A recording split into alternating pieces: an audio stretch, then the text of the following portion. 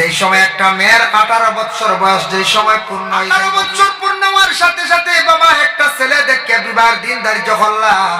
বিবাহের দিন ধার্য করার সঙ্গে সঙ্গে এই মেয়েটার যেই সময় বিবাহের দিনটা পুরা ধার্য হয়ে গেল, যেই সময় মেয়েটার গায়ের মধ্যে কাপড় লাগানি আরম্ভ হয়ে যায়, বিবাহের সাজ সরঞ্জাম, এই সময় মেয়েটা খুব বেশি কান্দন আরম্ভ করে। দেখে কান্দন বন্ধ করতে আসলানি, জি না, খুব কান্দে। মেয়েটার পালকির মধ্যে তুলতে সময় কান্দি, পালকি এখন নাই, মানে সোয়ারি নাই, এখন গাড়ি, গাড়ির মধ্যে তুলতে সময় মেয়েটা কান্দে। গাড়ির মধ্যে কান্দে কান্দে স্বামীর বাড়ি পর্যন্ত যায়, কান্দে কান্দে যায়। পরে আল্লাহর বন্দেগান মেয়েটা কোন কারণে কান্দে, বলে বাবার বাড়ি 18 বছর রইলাম, বাবার লাগি মায়া আছে, মার লাগি মায়া আছে, আপন ভাইয়ের লাগি মায়া আছে, ভাই বিরাদর সব কিছু ছাড়িয়ে আজকে মায়ার জায়গা ছাড়িয়ে আজকে আমি বিদায় হইয়ার। এর কারণে মেয়েটা বাবার বাড়ির থাকি কান্দি কান্দি মেয়েটা স্বামীর বাড়ি নতুন দেশ নতুন জায়গা আদম গাছে এটা করে পঙ্কি দি মুরাদ দিয়া থাকছে কি আল্লাহর বন্দেগান। আদম গাছর পঙ্কি দি মুরাদ হইলা আদমর ভিতরে যে জান যেটা আছে এটা পঙ্কি দি মুরাদ লইছন জান। জানটা যেই সময় বাহিরিয়া যাইব আর এই শরীরের মধ্যে দুনিয়ার জন্য আর জান ঢুকতো নাই। জান দেখিবার লাগি জীবনে মানুষের বড় ইচ্ছা আছে বাবা, কিন্তু মানুষের সেই জানটারে কোনোদিন দেখা তার পক্ষে সম্ভব নয়, তার পক্ষে কখনো সম্ভব নয়। এখন দেখো মানুষের গোসল দেওয়াইলা, কাফন পরিধান করাইলা, এরপরে 40 কদম দিলাম মুস্তাব আদায় করিয়া কবরিস্তানের দিকে লইয়া যাইতা না এখন চাই। কবরিস্তানের দিকে যেই সময় মইয়িতের লইয়া যায়, এই সময় মইয়িত্রে নিতে সময় আমরা বাড়ির সারা মানুষে খান্দি না এখন চাই। বাপ মরসর খান্দিতা নানি, মা মরসর খান্দিতা, নবীজি কইছেন ইলা খান্দিও না, নিষেধ আছে, উচ্চ সুরে চিৎকার দিয়ে খান্দিও না, আর মাটিত পড়িয়া গড়িয়া দৌড়িয়া খান্দিও না। বুঝাইছেন একগুলো আসো না, খালি দৌড়িয়া খালি মাটিত পড়িয়া গড়িয়া খান্দ, ইলা না, নবীজি নিষেধ করছেন ইলা তুমি তান খান্দিও না, আর উচ্চ সুরে চিৎকার দিয়ে খান্দিও না। খান্দিতাই তুমি তান খান্দিলে তোমার তার কলবে দিলে খান্দি তো চকুর বানি বাইয়া যাইত, কলা খান্দন খান্দিতে। খান্দনও সোয়াবও আছে, খান্দনও সোয়াব আছে বলে। কোন খান্দন? দুঃখী মানুষের খান্দন দেখে আপনি যদি খান্দন সাথ দে সব পাইবা। সফওয়ান ইবনে মুআত্তালে আয়েশা সিদ্দিকার উপরে তহমত তুলছিল না হোক, আয়েশা সিদ্দিকার গড় দরজা কাটি খালি খান্দিতরা, আর ওই সময় আরেক মহিলা আসিয়া তান খান্দন দেখিয়া খান্দিসলা, সাথ দিসলা, দুঃখিত হইয়া রাসূলুল্লাহ আয়েশারে গিয়া সমজ দিছেন, কইছেন ফাসাবরুন জামিল, সবর করো, তুমি সবর করাটা বালা, বড় বালা, বড় বেহতর, তুমি সবর করিলাও। সবর করলে সবর নিসফুল ইমান, সবর হইল ইমানের অর্ধেক অঙ্গ, তুমি সবর করিলাও। আর কইছনি মহিলারে দুঃখী মানুষের দেখে খান্দন দেখে যেন খান্দিছো, ই খান্দন তোমার আল্লাহ সওয়াব দিব। হক সুবহানাল্লাহ। এর লাগে খান্দন দেখলে খান্দন আইন না হয়ে যায় কোনো সময়। দুঃখী বিপদী মানুষের খান্দন দেখে আপনি খান্দন সওয়াব আছে। আল্লাহর বন্দেগান দেখো কাজেই সময় মসজিদরে কবরিস্তানের মধ্যে লইয়া যাওয়ার সময় করার তুলিয়া যেই সময় লইয়া যায়, লইয়া যাইতে সময় মসজিদে কিন্তু খান্দে, খান্দন আমরা শুনি না, আপনার রুহানিটা খান্দে।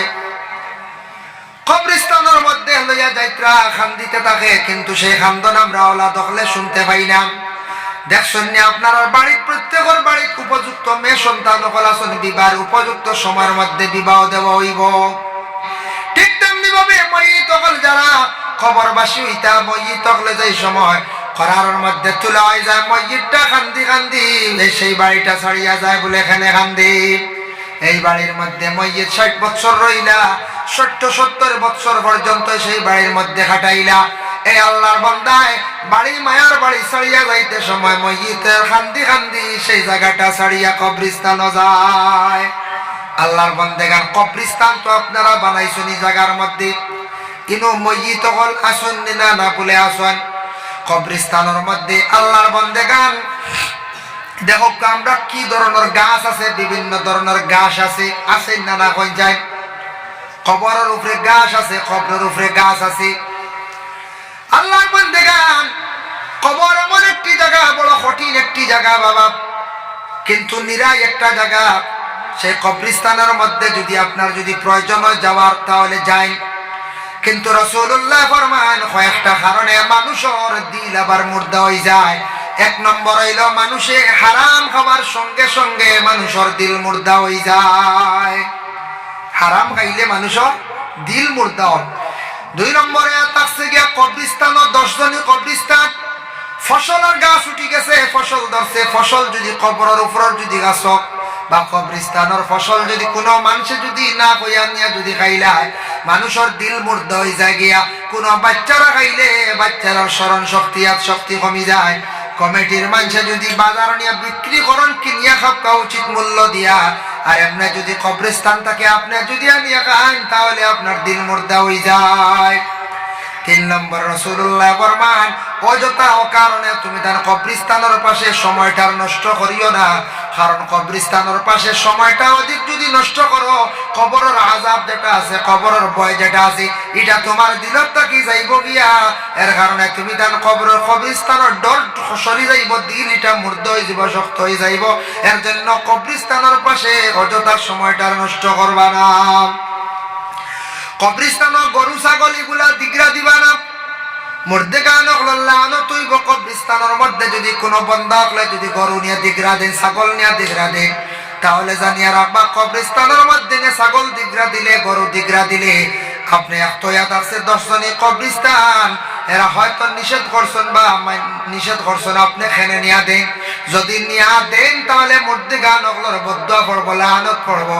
এর কারণে কবরস্থানের মধ্যে কোনো গরু ছাগল দিগরা দিবা না, দিগরা দেওয়ার জায়গা নাই। আমরা দেশের কিছু জায়গাতে আসবেন নানি গরু দিগরা দিলাই মানুষে কবরস্থানে ছাগল রাখি দেই, কবরস্থানে গিয়ে আড্ডা দিতরা, আল্লাহর ওয়াস্তে না, কখনো না। কারণ কবরস্থান এখানে হেফাজতে রাখতে, এখানে হেফাজতের স্থান। এই জায়গার মধ্যে শুধু আমরা মইয়িত হলে নিয়ে রাখি, আমরাও একেবারে দিগর সিরিয়ালে যাইব, আমরাও নিয়ে রাখা হইব। এর জন্য কবরস্থানের আযাব এটা সত্য না মিথ্যা? এক বেটা ও জেলা বর্তমানে বাল্য বিবাহ নিয়ে আসামি ওগুলোর অ্যারেস্ট করছে, আর এক গুরু আসুন ডরাইয়া সরি গেছো, সরছেন না? হয়তো সরতা পার, এক গুরু হয়তো ডরাইয়া বলে আমারও বিবাহের মধ্যে একটু বেজাল আছে, 6 মাস আগে বিবাহ করলিছিলাম, সেও হয়তো 3 মাস আগে করলিছিলাম, হওয়া যায় না, ধরে লিতে পারে পুলিশে যা ফট মারিয়া যাই কি বহিরাজ্য অন্য রাজ্যের যাই গিয়া, ওলা মনে মনে কইতা পারো, তাকতাও পারো। মাহতারাম হাজিরা, কবরের আযাব এটা সত্য। এক আল্লাহর বান্দা ওলা কেইসর আসামি হইছে, কেইসর আসামি হইলে বনে ফিট করে না, কেন জানেন তো? বেটা দৌড়াইয়া কইল যাই গিয়ে এক জায়গাত নিরাই, এক জায়গাত কবরস্থানে যাই গিয়া, কবরস্থানের গাঁতো ঢুকিয়া বইছে, একবারে কবরের গাঁতো, পুরাতন গাঁত থাকার দোষা কবর দোষী যাব। কবরও থাকতে থাকতে কোনো লড়াউড়া পাইছে না, কইল কবর কিতা খালে ওর আলিম হলে আজাব কিচ্ছু আর বুধবাই না, বুঝাইছে হে গেছে আসামি তার গাঁথো গিয়া বল, কোনো আজাব যা বুধবাইল না, কোনো আগুনও নাই, সাপও নাই, বিচাও নাই, চিন্তা আখটা দেখছে গাড়ি এখান যার জীব এখান জীব আসলা পুলিশ কত পুলিশ সকল যাইতা, তারা তোলা টহল দেন না, ও দেখছে, দেখে ওলা উগি দিছে, উগিতে সময় পুলিশে দেখি দিছেন তারে, বুঝাইছে পুলিশে তারে দেখছেন ডাল লাগি গাঁথো কি গুড়ি, পুলিশ ডাল লেছুন গিয়া তারে জিকাইছুন, মাতাইছুন, হে কিচ্ছু মাতে না, হে তো আসামি, তো মাতিলে ধরা গাইল, হে কিচ্ছু মাতে না, ডান্ডা হয়ে বুঝিয়ে হলে গেছে। হে বারে এই আস্তা দেশ আটি আটি করে, বা খবর কোনো আজাব উজাব নাই, এটা তুড়া আছে বলে কিতা বলে, এটাও আখতা খবর ওইতরে কিচ্ছু বুঝাইছে না, তুড়া বুঝবাইছে, আখতা দেখছি খাকি ড্রেস লাগাই হয়ে আইসুন, এগুন মনে ফরিস্তা মনে হয়, বুঝাইছে ও গুনতে আই এখন ডান্ডা দিয়ে আমার এটা এটা জিকাইছিল, আমি আজ কিচ্ছু কইছি না, এখন ডান্ডা দিয়ে ভালো গেছেন, ও চূড়া এখন কষ্ট মায়ের করে বুয়া কিচ্ছু না, বুঝতেছে ওলা মানুষ আছেন দুনিয়ার বুধবাই প্রাণী, আসামে খবরের গাথর খবরের আজাব বুঝিন না, হ্যাঁ ও এখন ওলা মানুষ দুনিয়ার জমিনও আস। কবরের আজাবটা সত্য, কবরের আজাব বড় ভয়াবহ। এর জন্য কবরের আজাব ওইব কিনা একটা ঘটনা আপনার সামনে আনি, কবরের আযাব সম্পর্কে ওইছে কিনা।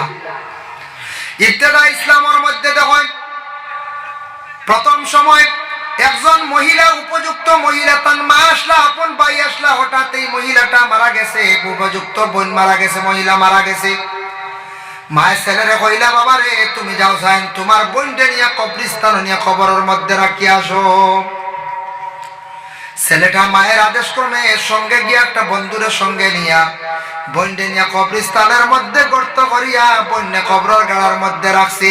রাখতে সময় যখন উন্দ হয়ে গেছে তখন পকেট থাকি একটা পকেট বই মানে জরুরি একটা বই মানে কবরের মধ্যে পড়ে গেছে, দেখছে না, খেয়াল করছে না, উপরে বাঁশ দিছে, মাটি দিয়া বাড়ির মধ্যে ঘুরিয়ে আসছে। আসার পরে দেখছে রে বনের কবরের মধ্যে আমার ডকুমেন্টর বই পড়ে গেছে, কি করা যায়? আলিম সাবরিকে জিজ্ঞাসা করলো। আলিম সাহেব কইলা কবরের দুই হাল থাকি খালি না হয়, জন্নতর গাড়া নিলে দুজকের এক গাড়ো হইব, আনলে জন্নতর এক টুকরো হইব, তে না আনা খান বালা, তবে আনা যাইজ আছে। জেলা মসজিদের জানাজার নামাজের পরে মুখ দেখা যাইজ আছে, কিন্তু না দেন বেহত বালা, কারণ জানাজার পরে মসজিদের চেহারা পরিবর্তন হয়ে যাইতে পারে। এর লাগি আল্লাহর বন্দেগান, আল্লাহর বন্দায় যেমনে শুনছে কবরস্থান গিয়ে কবরের মধ্যে আবার যাওয়া যাইতে পারে।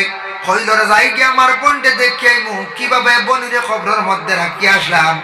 ওই সময় সে কবরস্থানও গেছে, গিয়ে মাটি সরাইছে, মাটি সরাইয়া বাঁশ সরানি মাত্র দেখে বনের কবরের গাড়ার মধ্যে খালি দাউ দাউ ডাকাইয়া আগুন জ্বলে।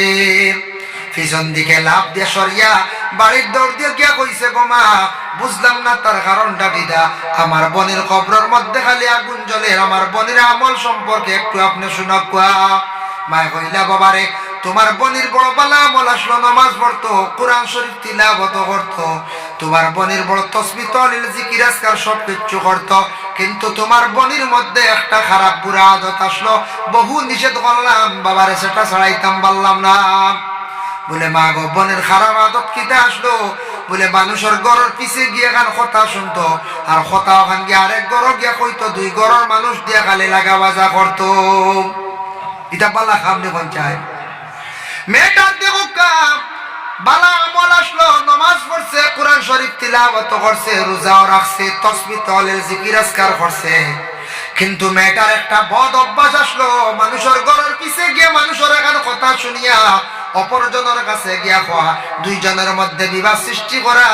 এইভাবে যেন আমাদের দেশের মধ্যে একটা অভ্যাস আছে, চুগলগিরি খোয়া হয়।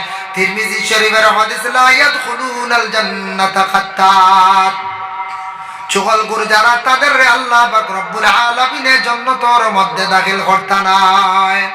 চুগলখোর যারা চুগলি কথা কনেওয়ালা, এরা আল্লাহ জান্নাতের মধ্যে দাখিল করতে নাই। আরেকটা হাদিস আইছে পাশাপাশি, লা ইয়াদখুলুনাল জান্নাতা কাতিউন, এরা জান্নাত আল্লাহ দাখিল করতে না যারা কেতা করনেওয়ালা, খাটনেওয়ালা। কোন কেতা? দুইজনের সম্পর্ক, দুইজনের দুই বাড়ির মধ্যে সম্পর্ক, দুই মহল্লার সম্পর্ক, এমন এক মাত মাতিলা, মাতার কারণে দুই মহল্লার মধ্যে সম্পর্ক, দুই বাড়ির সম্পর্ক নষ্ট করে লাইলা।